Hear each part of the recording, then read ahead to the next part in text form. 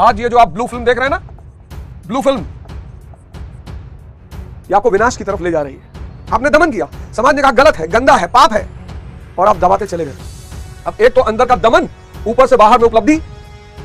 अब मन इसी आंख के जरिए इसमें उलझ गया है, कहीं जा ही नहीं रहा है। आप उसको ले जाना चाहते हो किताबों की तरफ, आप उसको ले जाना चाहते हो पढ़ाई की तरफ, आप उसको ले जाना चाहते हो खेल की तरफ। इन्होंने बुद्धि को हर लिया है। ये जो मैं आपको सूत्र समझा रहा हूं ना, अगर आप में से किसी को भी समझ में आ गया, आपका जीवन बदल जाएगा।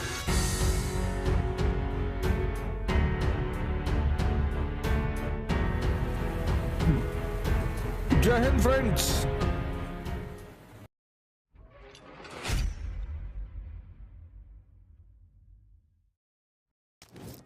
जय हिंद फ्रेंड्स। गुरुदेव भगवान की चरणों में सादर प्रणाम, सादर नमन। धर्म क्या है? विज्ञान है। विज्ञान, मानव को महामानव बनाने का विज्ञान। क्योंकि माया में अगर व्यक्ति उलझा, माया उपयोग के लिए है, ऐसा भी नहीं कि छोड़ ही देना है। ये जो माया है जिसको आप देखते हो, संसार, संसार माया उपयोग के लिए है, इसको छोड़ना नहीं है। मैंने कहा ना, कुछ लोग अति पे चले जाते हैं। स्त्री नहीं देखनी है, गाड़ी नहीं खरीदनी है, पैसा नहीं कमाना है, ये सब निहायत बेवकूफी की बातें हैं। कुछ लोगों के जीवन में ऐसा होता है कि वो एकदम कि हिमालय चले गए, कई जन्मों की तपस्या है, इस जन्म में किसी कारणवश जन्म ले लिया और अब किसी से जुड़ना नहीं है। वो एक अलग स्थिति ही है, वो एक बिल्कुल अलग स्थिति है।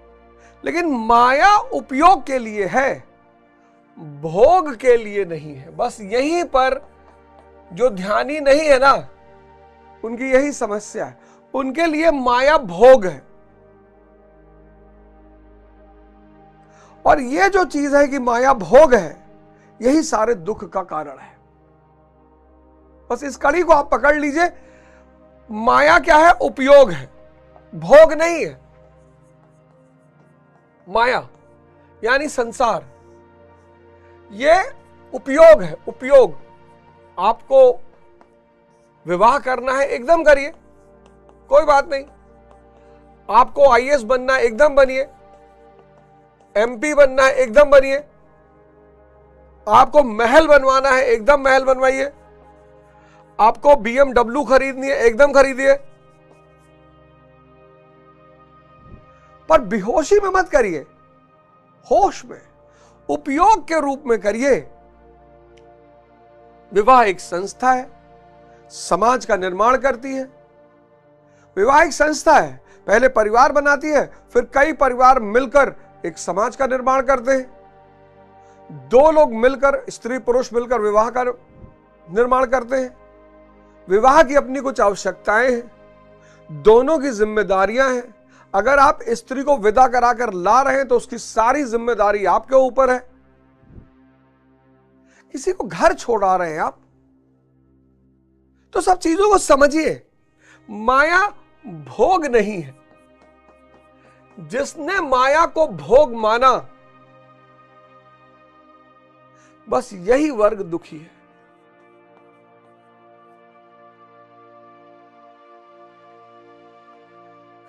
क्योंकि सुख दुख का खेल मैं समझा चुका हूं।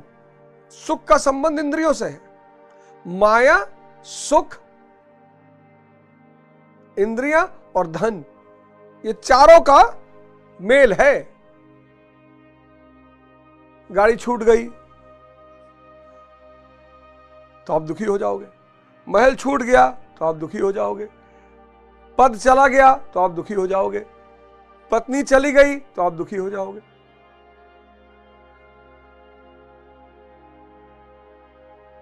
और एक दिन इंद्रियां स्थिर पड़ जाएंगी। किसी भी बुजुर्ग आदमी से मिलिए, उसके साथ बैठिए जो 80 प्लस का आदमी है, 80 प्लस के किसी भी आदमी के साथ बैठिए जिसकी इंद्रियां खत्म हो गई हैं।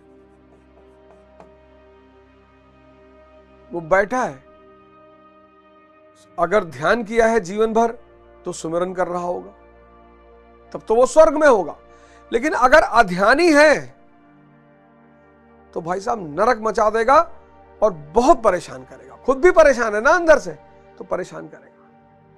योग साधना अनिवार्य है। पिछले श्लोक में मैंने आपसे कहा, कितना बड़ा सूत्र है वो, कि योग साधना रहित जो व्यक्ति है उसके अंदर निष्काम कर्म बुद्धि नहीं होगी। निष्काम कर्म बुद्धि क्या करेगी? वो अपने विचार को देखेगी, ये विचार किधर लग रहा है, विषय चिंतन या इष्ट चिंतन। अगर इष्ट चिंतन पे लग रहा है तो भाव पैदा होगा, भाव से क्या होगा? शांति पैदा होगी, और शांति से सुख और महामानव की ओर आप अग्रसर होते जाएंगे। महामानव के पथ पर आप अग्रसर होते जाएंगे। सबके पास मौका है, सबके पास। साधना करनी पड़ेगी यार, बचोगे नहीं। एकदम रुको, एक प्रोग्राम शुरू करते हैं 6 महीने का, एक साधना का प्रोग्राम शुरू करते हैं 6 महीने का। अभी तो ऑनलाइन ही रहेगा, फिर प्रयास करूंगा कि महीने में एक बार ऑफलाइन भी मुलाकात हो, कि देखा जाए कि सबका विकास कैसा चल रहा है, क्या हो रहा है। तो शुरुआत करेंगे। तो 67वें श्लोक में भगवान कहते हैं कि जल में नाव को जिस प्रकार वायु हरण करके गंतव्य से दूर कर देती है, नदी में नाव बह रही है और हवा चली तो वो नाव को अपने गंतव्य से दूर कर देगी, ठीक वैसे ही विषयों में विचरण करती हुई इंद्रियों में जिस इंद्रिय के साथ मन रहता है वह एक ही इंद्रिय उस अयुक्त पुरुष की बुद्धि को हर लेती है। ये बहुत, बुद्धि और इंद्रिय, बुद्धि और इंद्रियां, आशा करता हूं कि यह सूत्र सबने बना के रख लिया होगा। इंद्रिय संयम, इंद्रिय निषेध, और इन सबके साथ साथ इष्ट चिंतन। अगर इष्ट चिंतन नहीं है तो इंद्रियां कभी कंट्रोल में, नियंत्रण में नहीं आएंगी। यही शक्ति है जो इंद्रियों से है, यही शक्ति, यही गुरु उंगली पकड़ रहता है, यही शक्ति है। इसलिए बहुत लोग साधना करते हैं पर टूट जाता है, क्योंकि वो सिर्फ संयम और निषेध से काम लेते हैं। हम नहीं खाएंगे, हम नहीं देखेंगे, लेकिन संयम और निषेध के साथ जो सबसे बड़ा सूत्र है वो है इष्ट चिंतन। और अगर इंद्रियां कंट्रोल होने लगी तो बुद्धि स्थिर होने लगेगी। इस सूत्र को एकदम बैठा लीजिए अपने दिमाग में। अगर इंद्रियां नियंत्रित होने लगी तो बुद्धि स्थिर होने लगेगी। ये सूत्र आप बना लीजिए, चिपका लीजिए अपनी डायरी में। इस पे काम करिए, इस पे काम मत करिए। लोग बहुत उल्टा कर रहे हैं। वो दिमाग किसी तरह रुक जाए, शांति आ जाए, विचार रुक जाए, ओवर थिंकिंग रुक जाए। आज ओवर थिंकिंग से कितने लोग परेशान हैं। यहां काम करना है इंद्रियों पे। ये सूत्र 1 लाख करोड़ का है जो मैं आपको दे रहा हूं, क्योंकि आप में से हजारों लोग, लाखों ओवर थिंकिंग का शिकार होकर अपनी जिंदगी बर्बाद कर रहे हैं। ये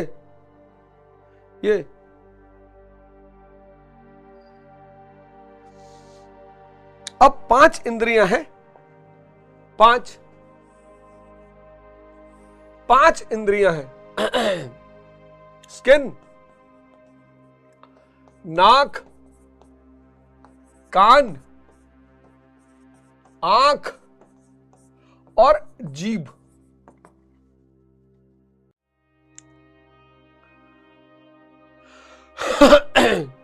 अब जीभ को लेते हैं। भोजन, स्वाद, सबसे खतरनाक इंद्रिय है ये। तो अगर, अब पढ़िए, समझिएगा, हवा जो है नाव को अपने गंतव्य से दूर कर देती है, ऐसे ही विषयों में विचरण करती हुई इंद्रियों में जिस इंद्री के साथ मन रहता है। अब अगर आपका मन जीभ के साथ ज्यादा रहता है तो आप खाने के हवसी होंगे, दिन भर खाने में मन लगा रहेगा। अब जब दिन भर खाने में मन लगा रहेगा तो बुद्धि गायब है। ये सारी इंद्रियां आंख से जुड़ गए आप। आज ये जो आप ब्लू फिल्म देख रहे हैं ना, ब्लू फिल्म, ये आपको विनाश की तरफ ले जा रही है। आपने दमन किया, समाज ने कहा गलत है, गंदा है। आपने दमन किया, समाज ने कहा गलत है, गंदा है, पाप है, और आप दबाते चले गए। और अब मोबाइल आपके हाथ में आ गया और एक से एक video, Facebook, Twitter, Instagram, YouTube. अब एक तो अंदर का दमन, ऊपर से बाहर में उपलब्धि। अब मन इसी आंख के जरिए इसमें उलझ गया है, कहीं जा ही नहीं रहा है। अब मन खाने के नाम पे इसमें उलझ गया है, कहीं जा ही नहीं रहा है। आप उसको ले जाना चाहते हो किताबों की तरफ, आप उसको ले जाना चाहते हो पढ़ाई की तरफ, आप उसको ले जाना चाहते हो खेल की तरफ। इन्होंने बुद्धि को हर लिया है, इन्होंने बुद्धि को हर लिया है।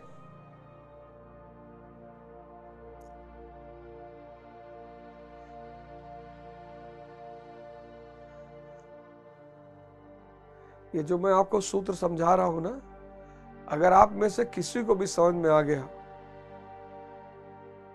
आपका जीवन बदल जाएगा। आप ऋण नहीं उतार पाओगे,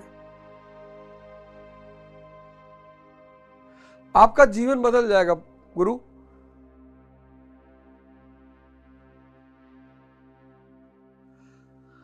पूरा जीवन ही बदल जाएगा। इंद्रियों पे काम करो, बुद्धि अपने आप स्थिर हो जाएगी। संयम और निषेध के साथ इष्ट चिंतन, किसी जागरूक गुरु को पकड़ लो और उसी का सुमिरन करो। उसकी शक्ति तुम्हें घेर लेगी और तुम्हारा संबल बन जाएगी, तुम्हारा ताकत बन जाएगी। तुम एक छोटी सी किश्ती हो, नाव समंदर में, तो किसी बहुत बड़े जहाज, किसी बहुत बड़े क्रूज से अपने आप को बांध लो। और क्रूज समंदर के उस पार जा रहा है, तुमको भी लेके चला जाएगा, वरना डूब जाओगे। गुरु की शक्ति के बिना माया बहुत ताकतवर है, बहुत। आप अंदाजा नहीं लगा सकते हो, मैं समझ सकता हूं, क्योंकि मैं इस दौर से गुजरा हूं। इन इंद्रियों ने बड़ा शोषण किया है, ये अंधे मन ने बहुत परेशान किया। मैं जान सकता हूं, मैं समझ सकता हूं। मैं इतना रोया हूं, मैं इतने कष्ट से गुजरा हूं, मैं इतना परेशान हुआ हूं। तो वो जो चीज मेरे साथ हुई, वो आप में से बहुत सारे लोगों के साथ हो रही होगी। वो चीज, जो चीज मेरे साथ हुई, वो आप में से बहुत सारे लोग के साथ हो रही होगी। और मेरे समय में इतना बाहर भटकाव नहीं था जो आपके समय में है। वह एक ही इंद्रिय उस आयुक्त पुरुष की बुद्धि को हर लेता है। बुद्धि को शांत करना है तो इंद्रियों पे काम करना होगा। बाकी मिलते रहो साइकोलॉजिस्टों से, कसम खाते रहो, कोई फर्क नहीं पड़ने वाला। यही है सबसे खतरनाक सूत्र, यही 66 और 67 सूत्र, सबसे क्रांतिकारी सूत्र। योग साधना रहित व्यक्ति के पास निष्काम कर्म बुद्धि नहीं होगी, उसके पास भाव नहीं होगा, शांति नहीं होगी, सुख नहीं होगा। और जब इंद्री किसी विषय में विचरण करेगी, जीभ अगर भोजन की तरफ भाग रही है, बुद्धि को हर लेगी। आंख अगर ब्लू फिल्म की तरफ भाग रही है, बुद्धि को हर लेगी। अब अगर आप बुद्धि पे काम कर रहे हो, कोई फायदा नहीं।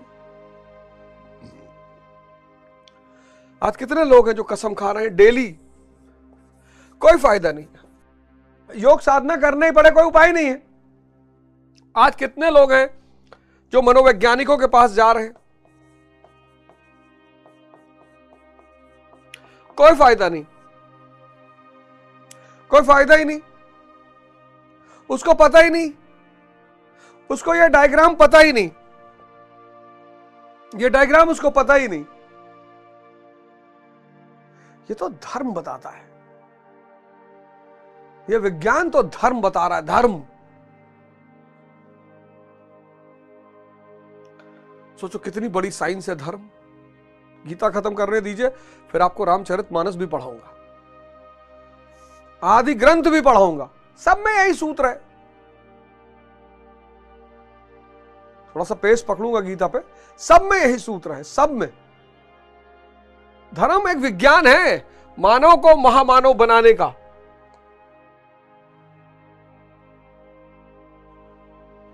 विज्ञान है धर्म।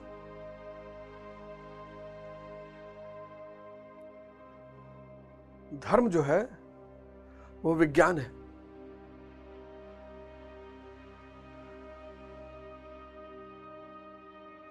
उस विज्ञान को आपको समझना पड़ेगा। अतः योग का आचरण अनिवार्य है। देखो फिर अनिवार्य शब्द आ गया, फिर अनिवार्य शब्द आ गया। इष्ट चिंतन अनिवार्य है और योग अनिवार्य है। देखो अनिवार्य लिखा है, मस्ट। देखो गीता दो चीज अनिवार्य लिख रही है। एक, इष्ट चिंतन अनिवार्य है, क्योंकि वो जो शक्ति आपको चाहिए माया से बचने की, वो आपको इष्ट ही दे पाएगा। और योग अनिवार्य है। ये दो चीजें अनिवार्य हैं। एक, इष्ट चिंतन अनिवार्य है, यहां से आपको शक्ति मिलेगी, किसकी? माया से संभलने की।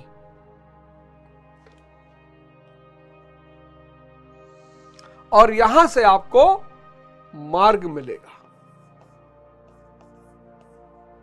यहां से आपको शक्ति मिलेगी और यहां से आपको मार्ग मिलेगा। और मार्ग क्या है? मार्ग है कि यदि बुद्धि को स्थिर करना है तो इंद्रियों को संयमित करना होगा।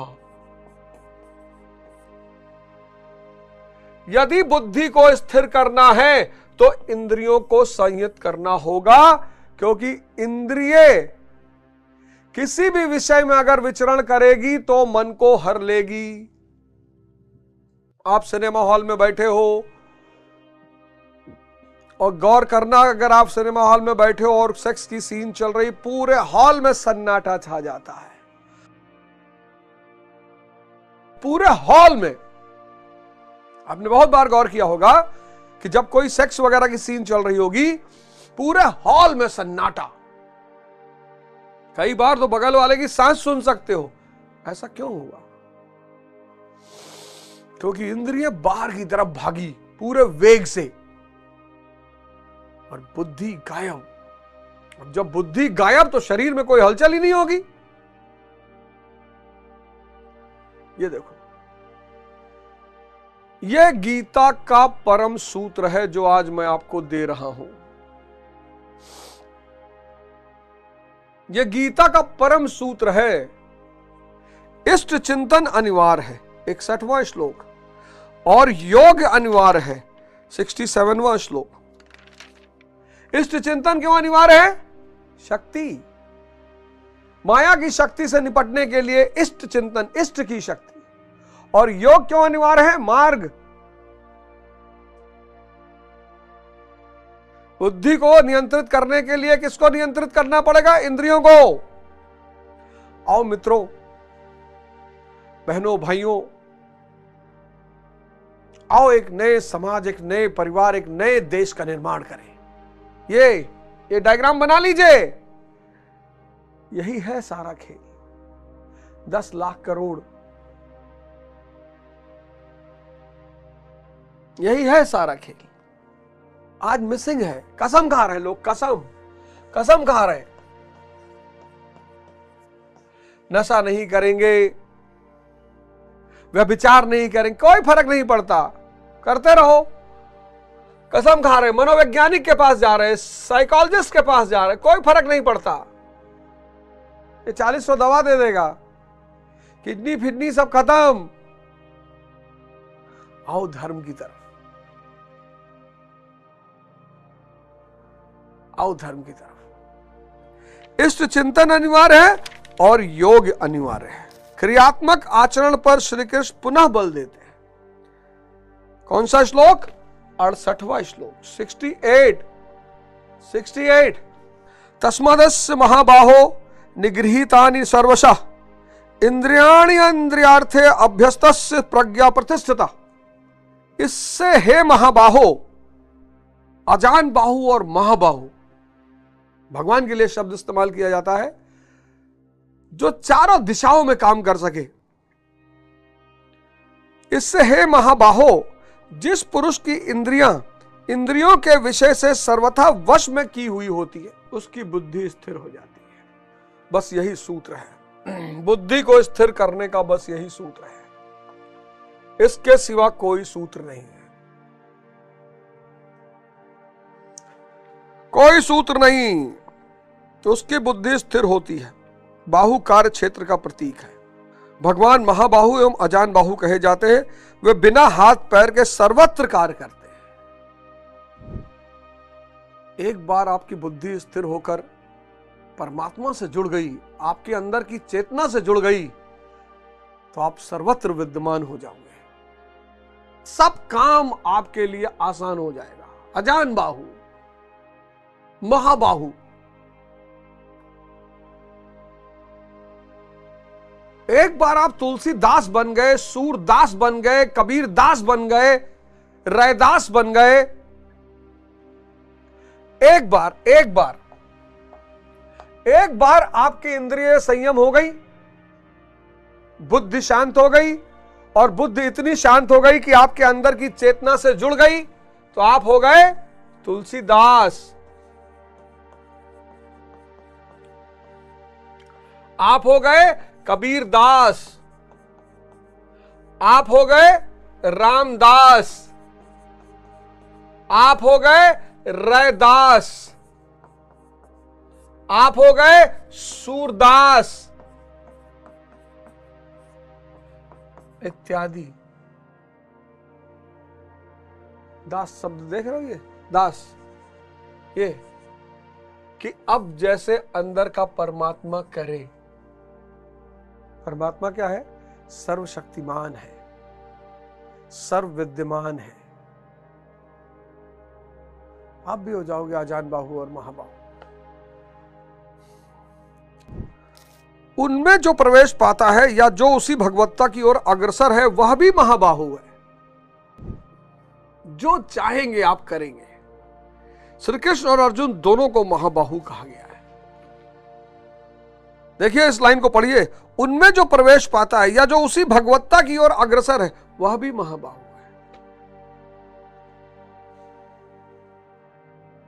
ये विचारों का पर्दे ने पर्दा आपके और आपके चैतन्य के बीच में जो पर्दा है ना, वो विचारों का पर्दा है। चल रहे हो, उसी पर्दे को हटाने का नाम है साधना। आज जो आप पढ़ नहीं पा रहे हो, खेल नहीं पा रहे हो, आज आप अपनी स्थिति देखो। सेक्स एक ऐसा शब्द है जिसका कोई वजूद ही नहीं है ही नहीं। सेक्स जैसी कोई चीज होती ही नहीं है।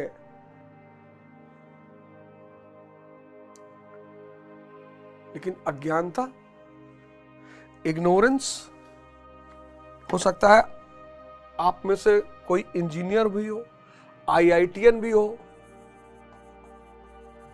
डॉक्टर हो, एमपी हो, एमएलए हो, साइंटिस्ट हो, लेकिन आपको बुद्धि और इंद्रिय का संबंध नहीं पता रहा होगा, तो आप अज्ञानी थे। आप शिक्षित तो थे, लेकिन आप अज्ञानी थे। इसलिए इस देश में जिन्होंने भी व्यक्ति को इंद्रियों के चुंगल से बचाया, उन्हें गुरु कहा गया, प्रकाश देने वाला कहा गया। इंद्रियां अंधकार की तरफ ले जा रही है। खाए जा रहा है आदमी, खाए जा रहा है, शुगर बढ़ गई, बीपी बढ़ गई, टेराग्लिसराइड, यूरिक एसिड,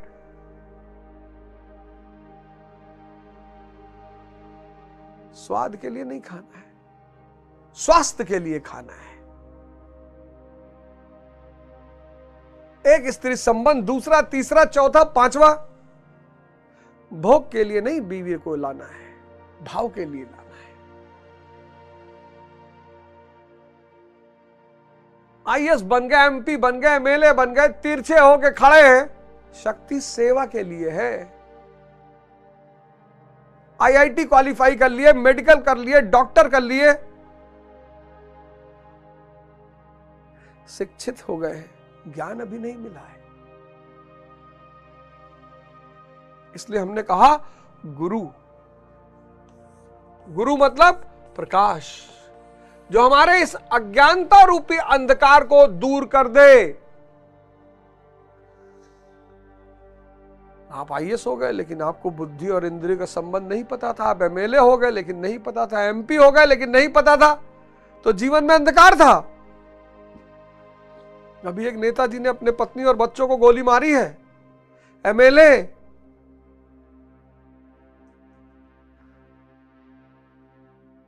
जो बुद्धि और इंद्रियों के संबंध को समझाकर बुद्धि को अंदर की चैतन्य में स्थिति करवा दे, वो प्रकाश। असतो मां सद्गमया तमसो मां ज्योतिर्गमया। असत्य से सत्य की ओर ले चलो, इंद्रियों से आत्मा की ओर ले चलो, अंधकार से रोशनी की ओर ले चलो। और यही निमंत्रण मैं आपको देने आया हूं। बचिए इस अज्ञानता से, बचिए इस अज्ञानता से, बचिए। इस अज्ञानता घेरे ले रही है सबको, सबको घेरे ले रही है। एक अजीब सा अंधकार पूरी दुनिया में, खासकर भारत में फैलता जा रहा है, और सब उस अंधकार की तरफ अग्रसर हो रहे हैं। आइए योग और ध्यान की दिशा में आए, योग साधना की शुरुआत करें, जिससे निष्काम कर्म बुद्धि पैदा हो जाए। निष्काम कर्म बुद्धि भाव पैदा कर देगी, भाव शांति पैदा कर देगी, और शांति प्रकाश की तरफ ले चलेगी। जय हिंद, जय भारत।